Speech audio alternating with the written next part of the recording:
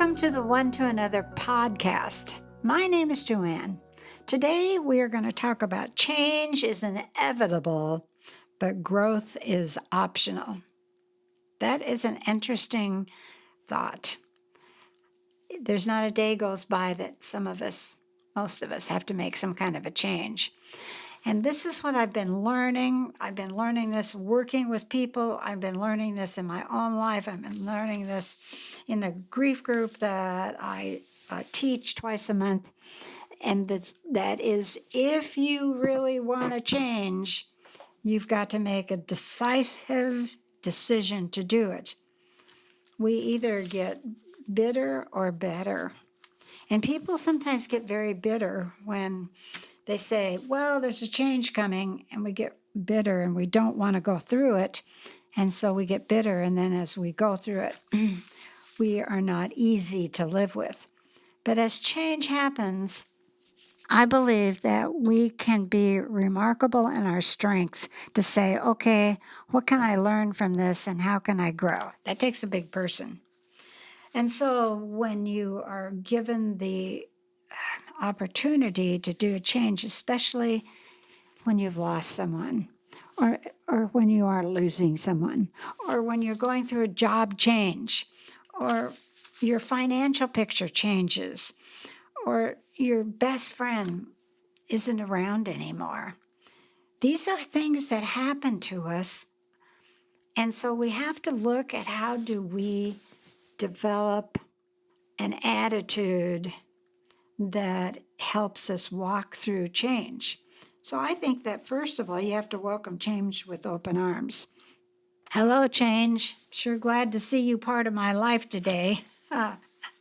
It's sort of like in the morning when you get up, you're saying, good morning, Lord, or good Lord, it's morning. It's how you embrace the whole idea. And I can tell you that sometimes I'm kind of stuck in a rut where I think, oh boy, I don't know if I can walk through this change. As most of you know, my husband is in hospice, and as he is declining and moving closer to the end of his life, one of my great challenges that I walk through every single day after I've said goodnight to him and he's in the room where he is sleeping, whatever time it is I wake up, I need to go in, check him out, and see if he's still breathing.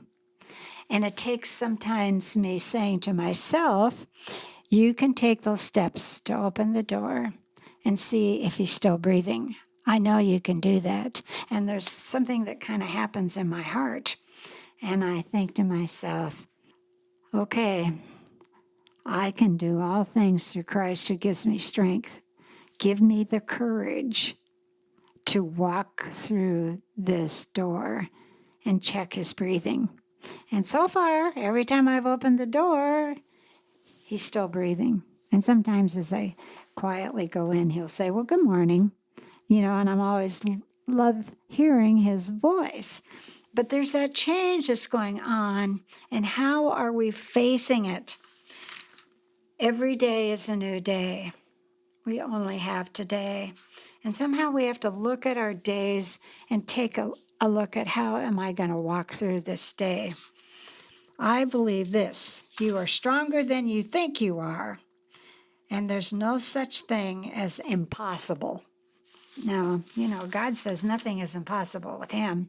And so I like to hang my hat on his scriptures that he's given me to walk through the day.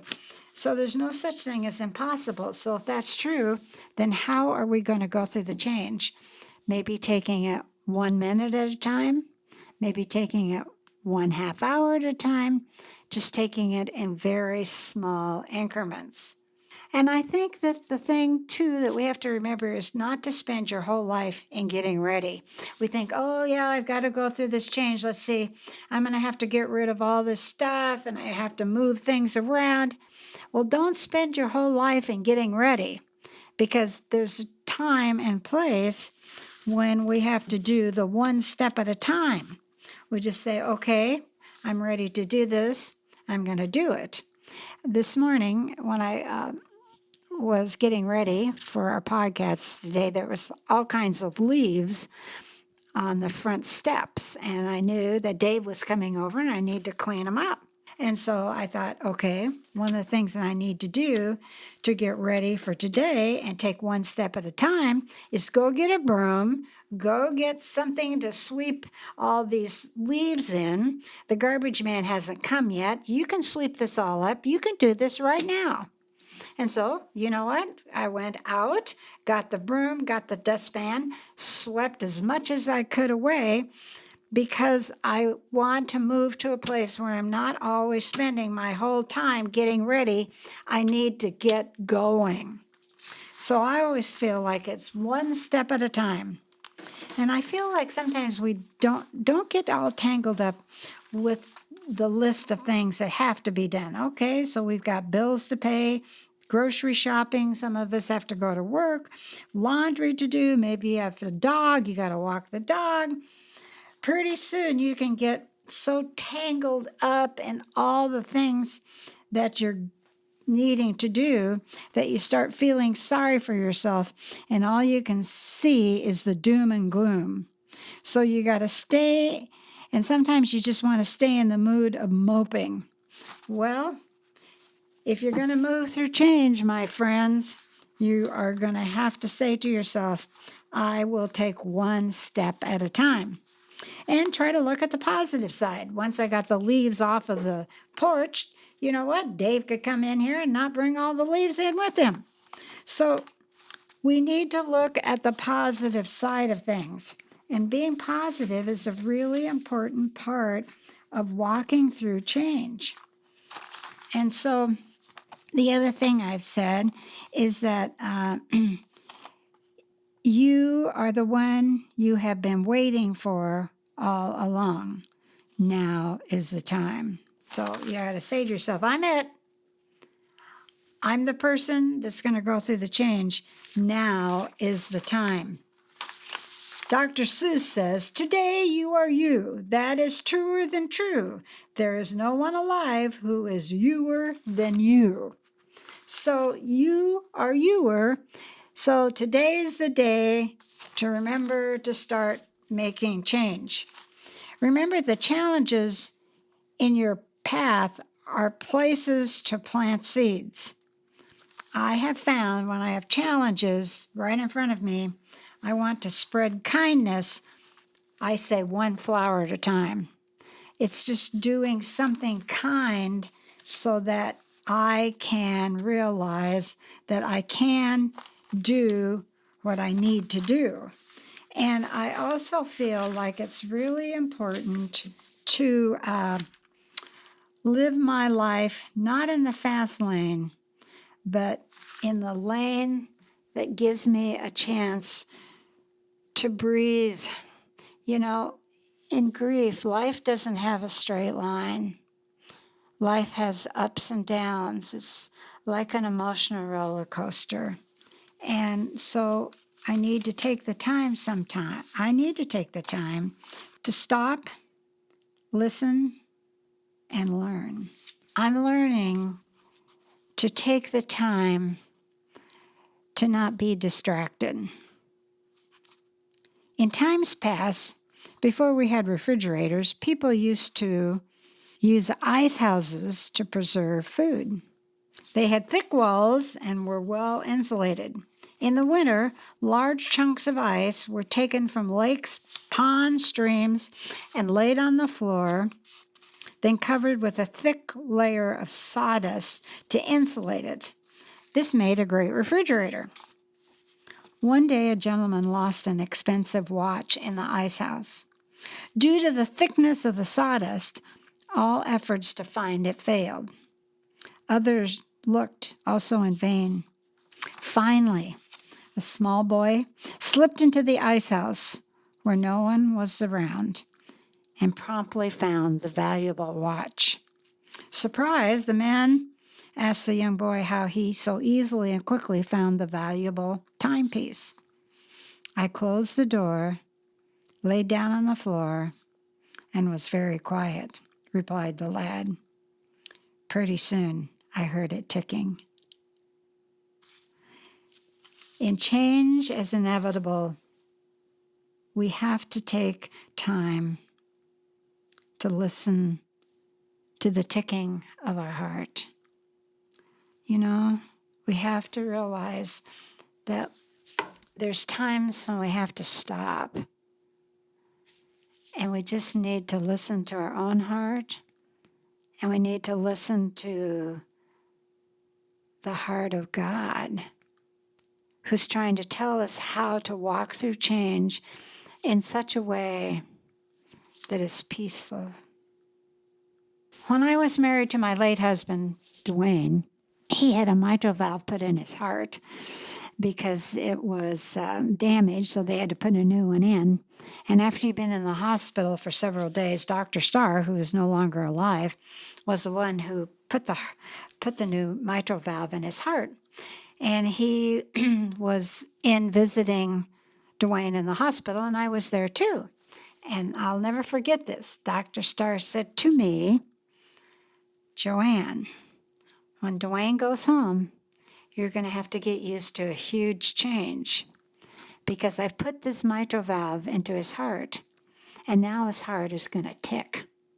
And you're going to get used to listening to the tick. But at first, it's probably going to be pretty uncomfortable, especially when you're in bed with him and you are very close to him and you can hear the ticking of his heart."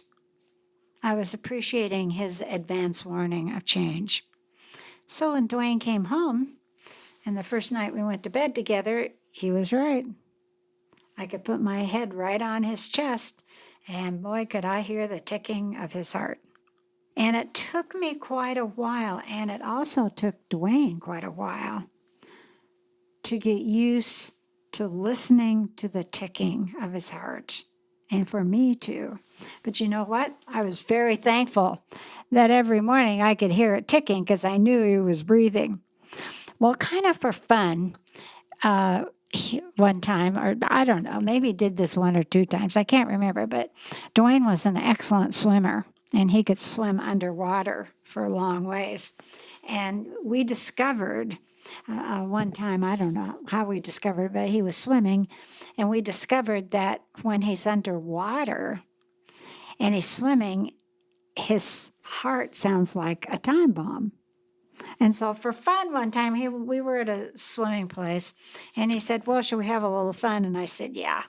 So he goes under, and he's swimming the length of the pool, and all of a sudden, all the people in the pool could hear this ticking.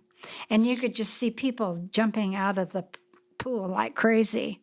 And of course, he made it clear to the other end of the pool, and he got up out of the pool, and he was laughing.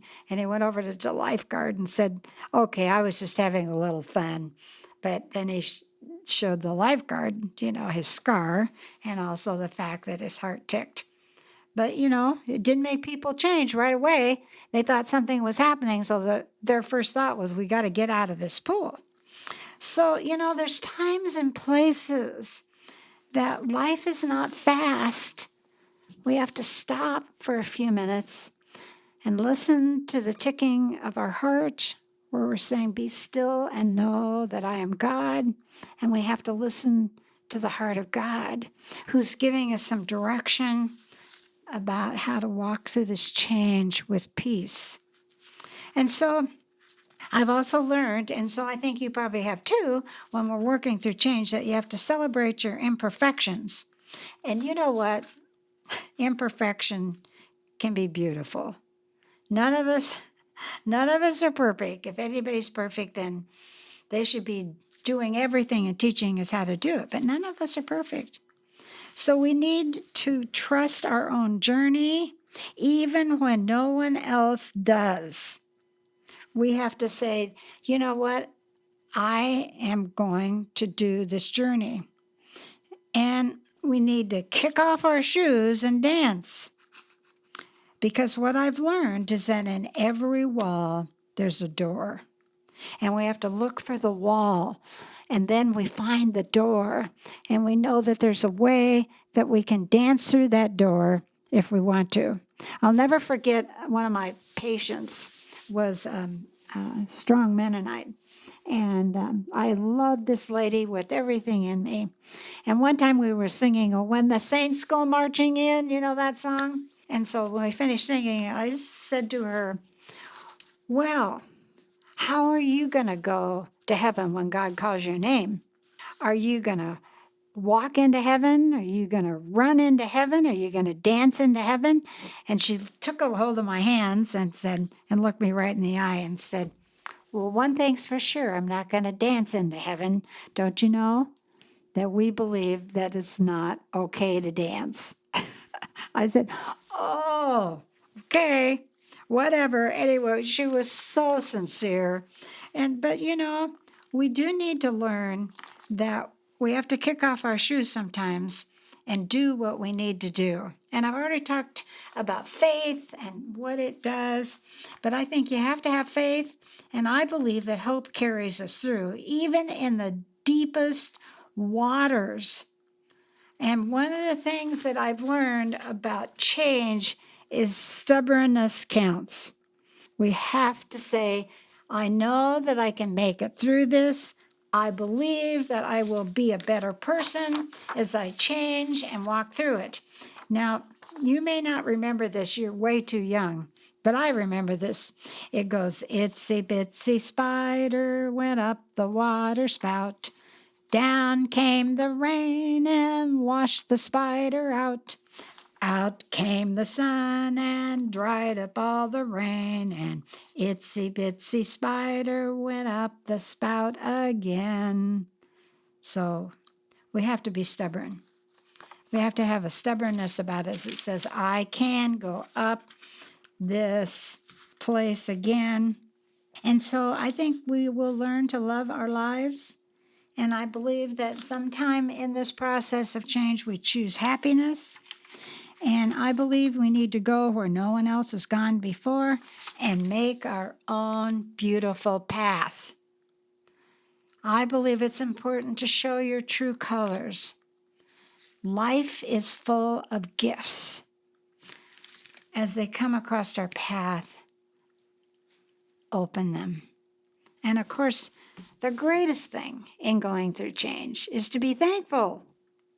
I know that having a thankful heart helps go through the most toughest places of change. You know, when you were born, you cried and the world rejoiced. Live your life in a manner that when you die, the world cries and you rejoice. The greatest gift for me is when it's my time to die, that God the Father would call my name and say, Joanne, my friend, welcome home. So how are you going to go through change? Is it going to make a difference in your life if you choose to take one step forward and see what it's like to make one advancement, slowly, steadily, surely? I believe in you. You know what? I believe you're going to take one more step towards healing.